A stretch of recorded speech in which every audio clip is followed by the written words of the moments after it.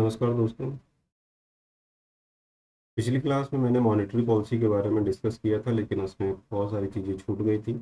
जिसमें हमने monetary policy tools बताए, मॉनेटरी पॉलिसी के टूल्स जितने होते हैं उनको बताया था, एमपीसी के बारे में बताया था, इसका ऑब्जेक्टिव क्या होता है मॉनेटरी पॉलिसी का ये बताया था। आज उन टूल्स के बारे में हम लोग डिटेल में थोड़ा सा और जानेंगे, तो उसी क्लास को आगे हम लोग कंटिन्यू करेंगे। तो जो चीज़ें आप सीख चुके हैं उसको ज़रूर ध्यान रखें, क्योंकि मॉनेटरी पॉलिसी एक बार फिर से बता दूं, ये एक ऐसा टॉपिक है जिसको रटा नहीं जा सकता है, तो सिर्फ और सिर्फ समझा जा सकता है। तो चलिए स्टार्ट करते हैं क्लास को।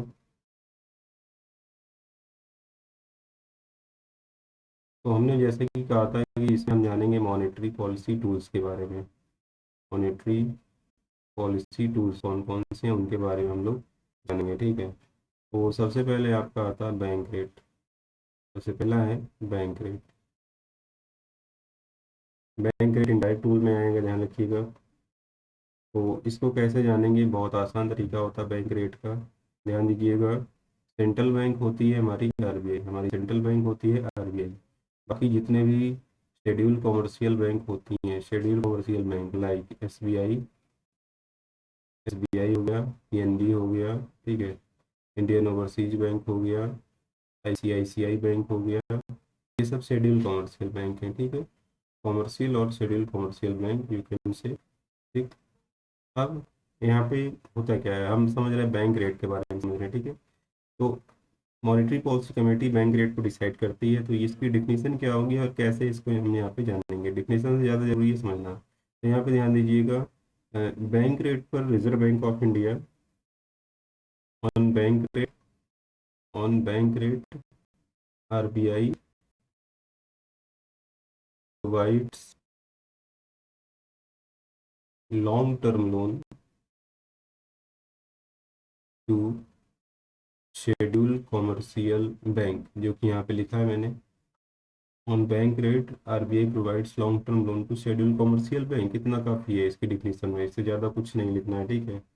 अब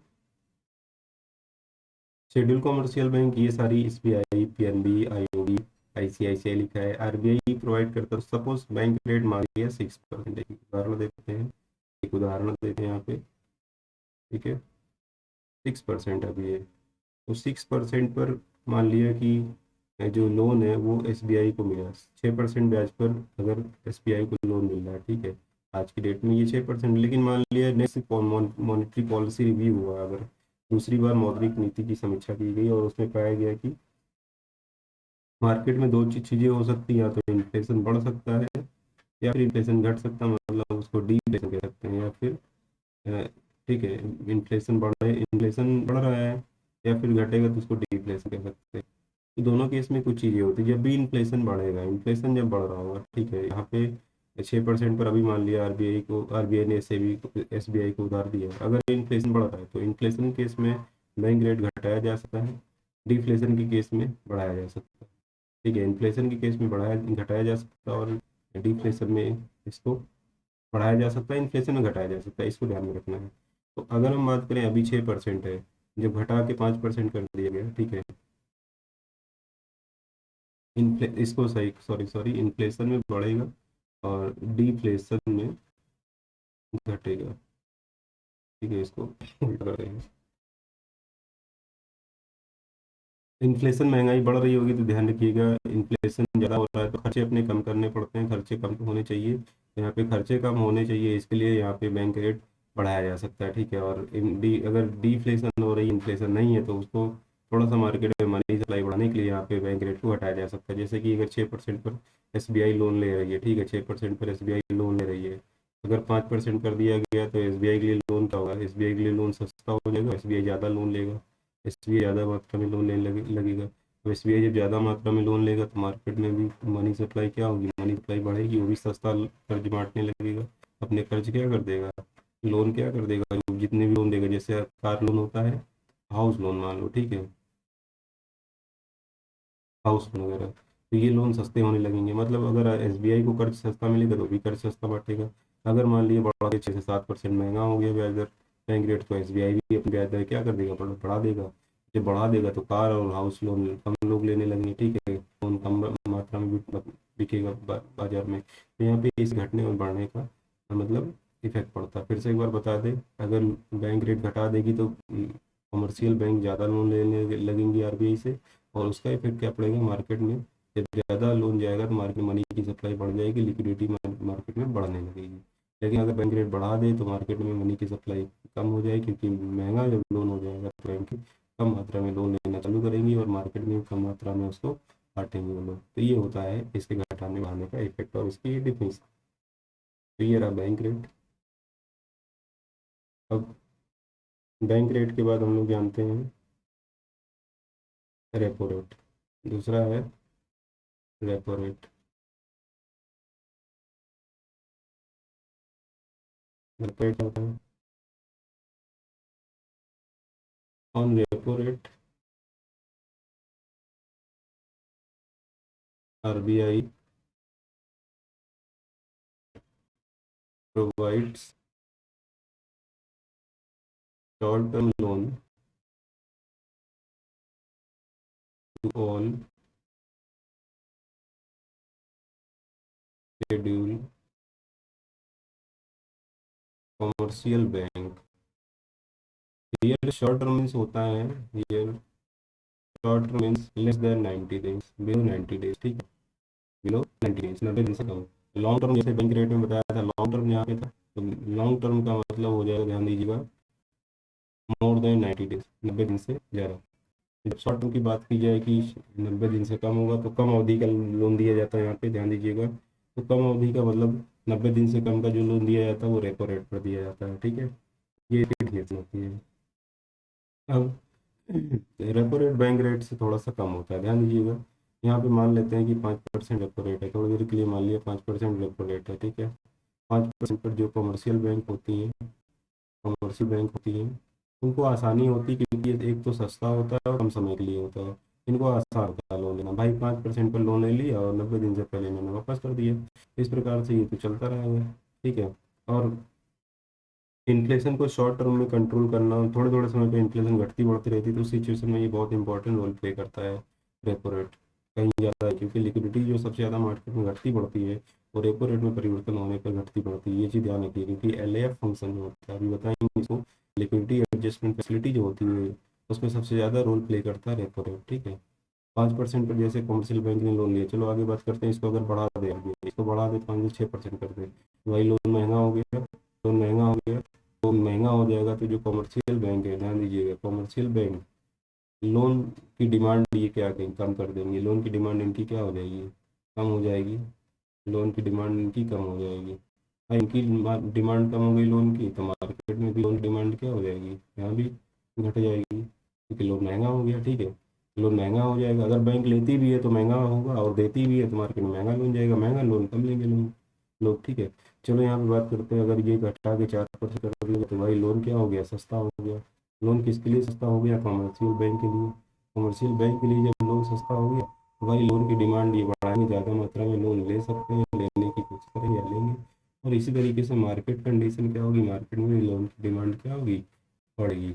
मार्केट में लोन की डिमांड बढ़ेगी, लोन ज़्यादा लेंगे, लोन खर्च ज़्यादा करेंगे, तो मार्केट में रोजगार वगैरह जो है ये बढ़ने लगता है। पैसा जो ज़्यादा मात्रा में आता है, ज़्यादा खर्च होता है, खरीदना बेचना चालू हो जाता है लोग, ठीक है, मार्केट में ज़्यादा लेन देन करते हैं, इससे मार्केट में ग्रोथ रेट, व्यापार व्यापार रोजगार ये सब बढ़ने लगता है।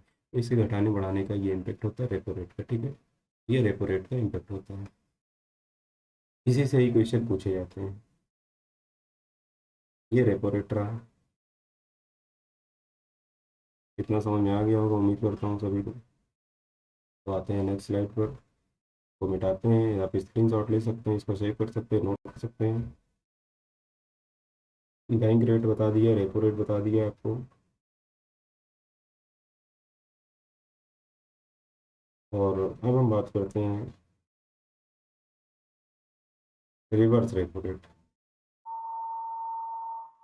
रिवर्स रेपो रेट तीसरा यहाँ पे, यानी रिवर्स रेपो रेट के बारे में।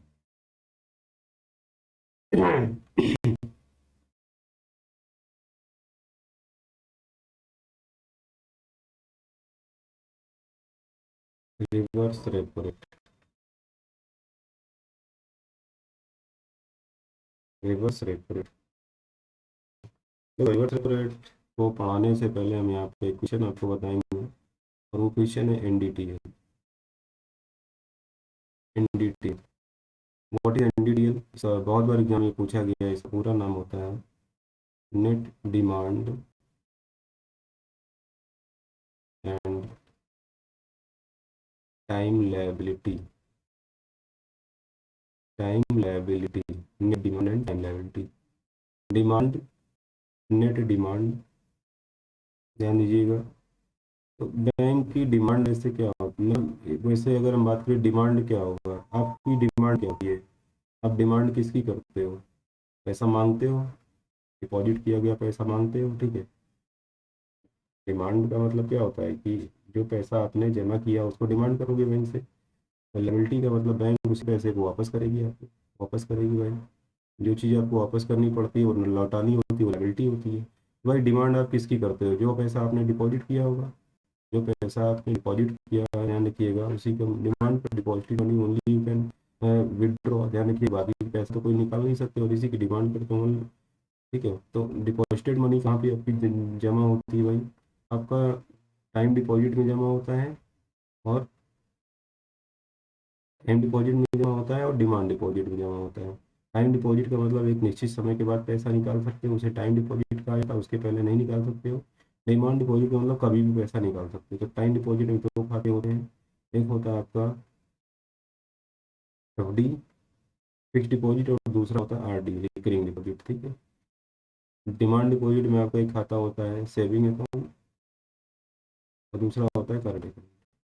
तो भाई saving account, normal saving account सबको पता है, कभी भी पैसे जमा करो कभी भी निकालो। करंट अकाउंट व्यापारी लोग खोलते हैं, कभी पैसे जमा करो कभी भी निकालो। लेकिन एफडी, जिसके पास ज़्यादा पैसा है वो एफडी कराएगा, एक निश्चित समय के लिए पैसा जमा किया जाता है और इस पर हाई रेट ऑफ इंटरेस्ट मिलता है। आरडी, रिकरिंग डिपॉजिट में भी यही होता है, एक निश्चित समय बाद इसमें पैसा जमा करना पड़ता है रेगुलर इंटरवल पर, और इस पे ब्याज दर एफडी से थोड़ा सा कम होता है। ये एफडी और आरडी मतलब ये पैसा आप जमा करते हो, और अगर ये पैसा जमा करते हो तो बैंक की यही लायबिलिटी होती है, आपको एक दिन वापस करना पड़ेगा उसे, ठीक है। और अब जो डिपॉजिट होती है उस पर जो इंश्योरेंस है डीआईसीजीसी का, वो बढ़ा दिया गया है, आपको ध्यान में रखना चाहिए इसके बारे में, ठीक है। ये बढ़ा के 5 लाख कर दिया गया है, तो ये चीज़ आपको ध्यान में रखना पड़ेगा। आगे जानते हैं। अब एनडीटीएल क्या है? NDTL means total deposit of customer with bank, ठीक है। They deposit the money in time deposit and demand deposit, and NDTL calculated by bank daily basis. Daily basis पर इसको कैलकुलेट किया जाता है बैंक के द्वारा। तो एक चीज़ ध्यान रखिएगा, इसी को एनडीटीएल कहा जाता है, it is called NDTL, net demand and time liability, ठीक है। Net demand and time liability. अब एक उदाहरण देते हैं आपको। जैसे मान लो एसबीआई के पास एक दिन में 1,000 करोड़ डिपॉजिट हो, ठीक है, और शाम में होते होते 100 करोड़ विड्रॉ भी हो गया, तो बचा कितना होगा उस डे का एनडीटीएल? कितना होगा? 900 करोड़, ये होगा, ठीक है। यही क्या होगा? एनडीटीएल होगा उसका। डिपॉजिटेड मनी में से विड्रॉल जो होता है वो निकाल दिया जाएगा, तो एनडीटीएल पता चल जाता है। तो यही एनटीएल है इसका। अब इसका क्या मतलब होता है यहाँ पे? इसका कुछ यूज होता है भाई, इस पैसे को बैंक क्या करता होगा, या तो लोन देता होगा, या इस पैसे में से कुछ पैसा सुरक्षित अपने पास रखता होगा। सारा सारा तो लोन नहीं दे देगा, लोन सारा दे देगा तो अगर वापस नहीं हो रहा हो, आपको कहाँ से वापस करेगा वो? इसका कुछ पैसा अपने पास सुरक्षित या कहीं ना कहीं सुरक्षित रखता है, ठीक है। पैसे इसी को हमें जानना है, उसी का यूज रिवर्स रेपो रेट में होना। तो रिवर्स रेपो रेट का मतलब होता है कि on this rate, on this rate all schedule commercial banks will have to deposit, will have to deposit a certain part of their NDTL with RBI। ध्यान दो, मतलब एनडीटीएल का कुछ हिस्सा शेड्यूल कमर्शियल बैंक को, ठीक है, और रेपो रेट पर आरबीआई के पास जमा करना पड़ता है। मतलब एक प्रकार से ब्याज दर है, एक प्रकार से ब्याज दर। Reverse repo rate, reverse repo rate.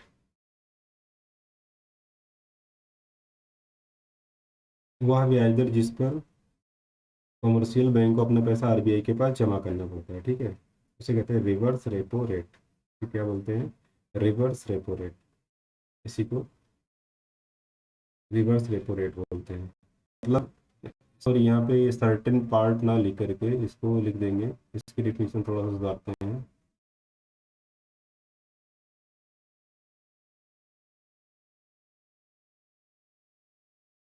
On this rate, इसको थोड़ा सा सही करते हैं, करेक्ट करते हैं डिफिनेशन को।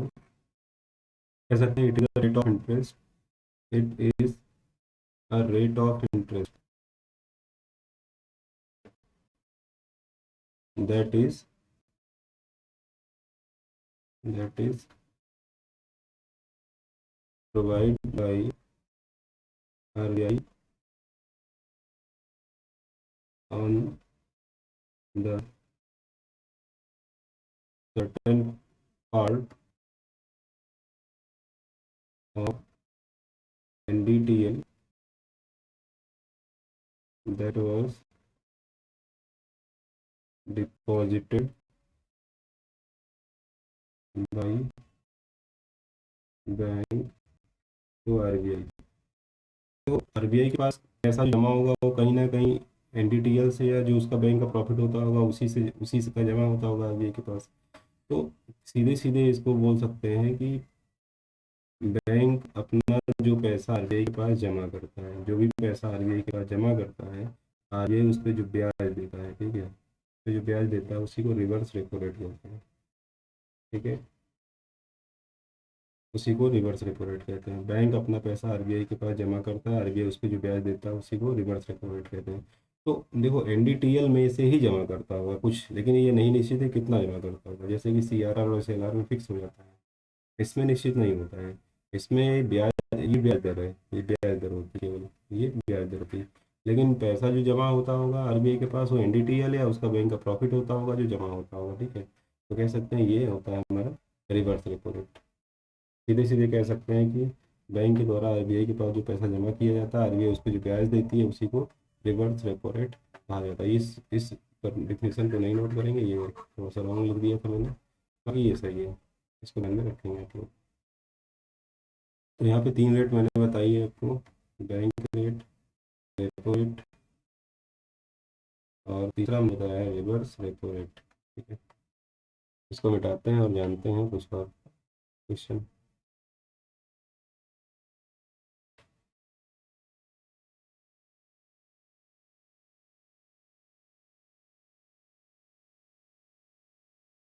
उम्मीद करते हैं समझ में आ रहा होगा सभी को।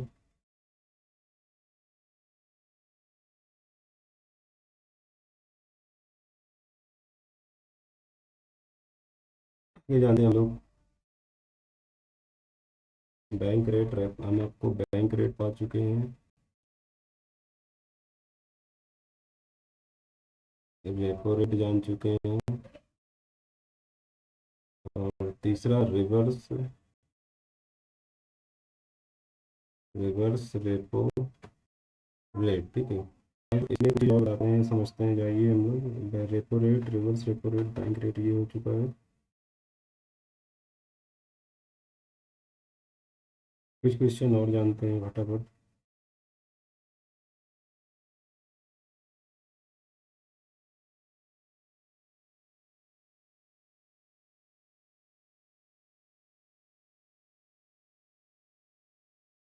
सीआरआर क्या होता है?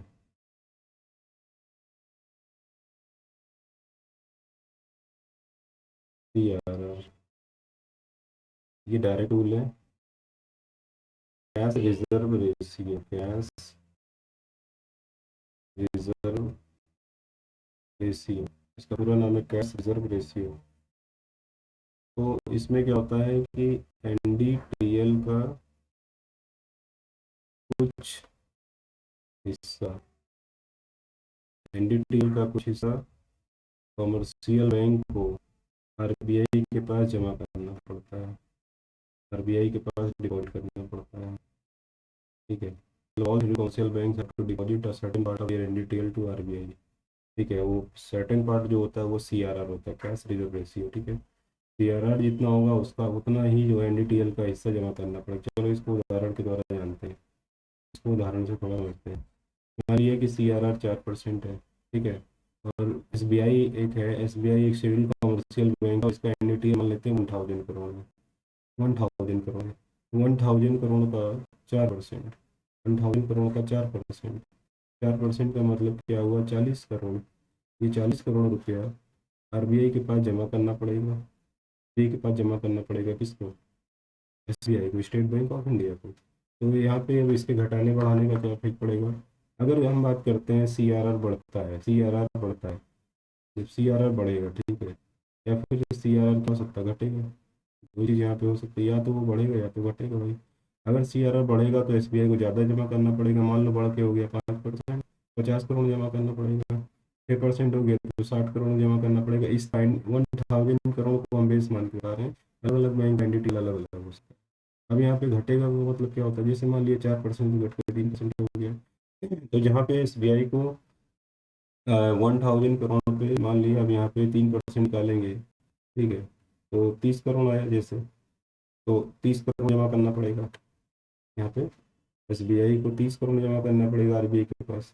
देखो जितना कम जमा करना पड़ेगा उतना SBI के पास पैसा ज़्यादा होगा, उतना वो मार्केट में ज़्यादा पैसा बांट पाएगा। क्योंकि अगर SBI अपना जो NDTL है, NDTL में लोगों का ही पैसा होता है, हमने बोला जो डिपॉजिट होती है, उसका ज़्यादा हिस्सा अगर RBI अपने पास रखवा लेगा तो बैंक के पास क्या बचेगा मार्केट में लोन देने के लिए, क्योंकि उसी से तो उसका प्रॉफिट होता है।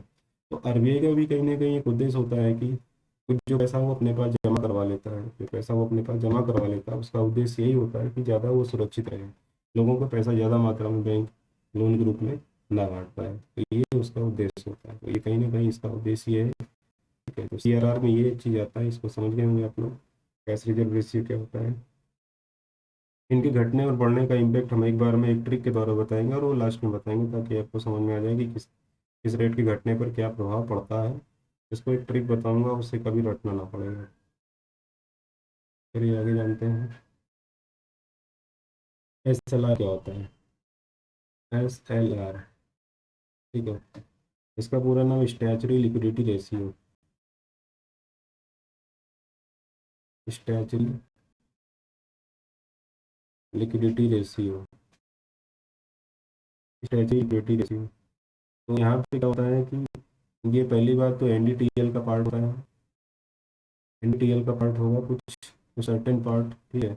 अभी जो SLR होगा उसी के अकॉर्डिंग होगा, हम बस एक एग्जांपल लेके बता रहे हैं, बाकी आपको SLR जो करंट टाइम में होगा उसको ध्यान रखना पड़ेगा।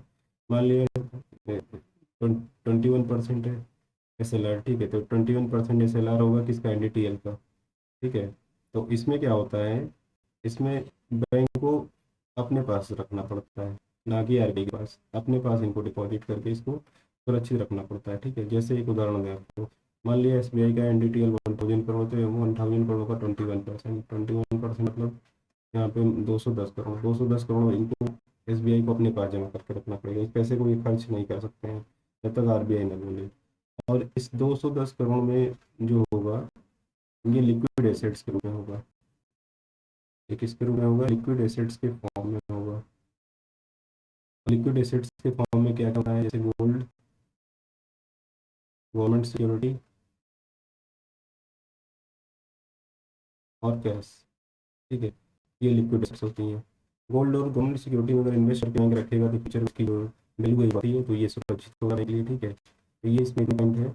NDTL SLR में क्या होता है कि certain part of NDTL that bank have to deposit with itself is called SLR, ठीक है। SLR can change, SLR change हो सकता है, ये भी ध्यान रखिएगा। यहाँ पे एग्जाम्पल के थ्रू हमने बताया। अब यहाँ पे अगर बात करें इसके घटने बढ़ने की, मान लो 21% है SLR, 21 से 22% हो जाएगा तो बैंक को अपना ज़्यादा पैसा जमा करना पड़ेगा। 23% हो जाएगा तो और ज़्यादा जमा करना पड़ेगा। जब बैंक अपने पास ज़्यादा जमा करेगा तो भाई मार्केट में खर्च कम करेगा, मार्केट में खर्च कम कर पाएगा, घटेगा ये खर्चा, ठीक है, मार्केट में खर्च मतलब लोन घटा पाएगा। अब अगर SLR घटाएगा, RBI घटा के 20% कर दिया, तो बैंक अपने पास कम जब जमा करेगा तो क्या करेगा, कम जमा करना पड़ेगा, तो मार्केट में ज़्यादा मात्रा में वो लोन वगैरह बांट पाएगा, ठीक है। तो इसके घटाने और बढ़ाने का ये इसका इफेक्ट होता है। तो ये था आपका SLR के बारे में। अब SLR के बाद एक रेट यहाँ पे और हम समझेंगे, और वो है MSF, marginal standing facility, MSF.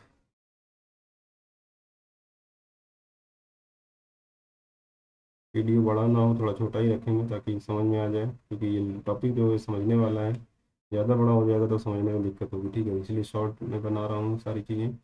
Next rate हम समझेंगे MSF, marginal standing facility.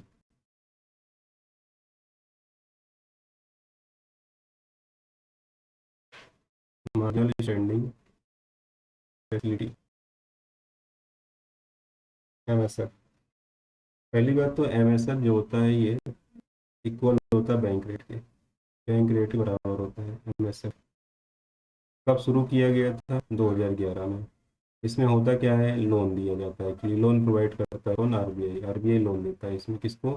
Schedule commercial bank को, ठीक है। कितने दिन का लोन होता है? लोन की जो टाइम होती है ध्यान रखिएगा, 1 डे, एक दिन का लोन दिया जाता है, या 24 आवर्स भी बोलते हैं, या फिर इसी को ओवरनाइट लोन भी बोलते हैं, ओवरनाइट लोन, ओवरनाइट लोन भी इसको बोला जाता है।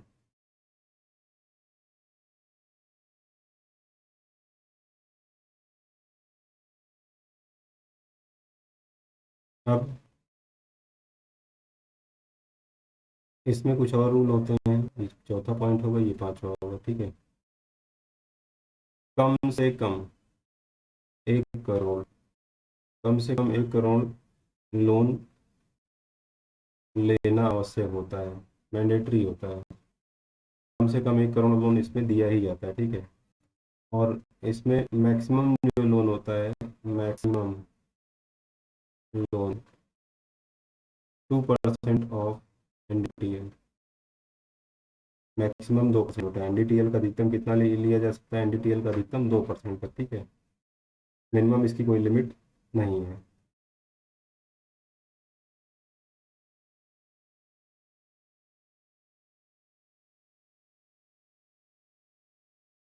और ये सुविधा मुंबई में उपलब्ध होती है, मुंबई में, ठीक है। ओवरनाइट की सुविधा उपलब्ध होती है मुंबई में।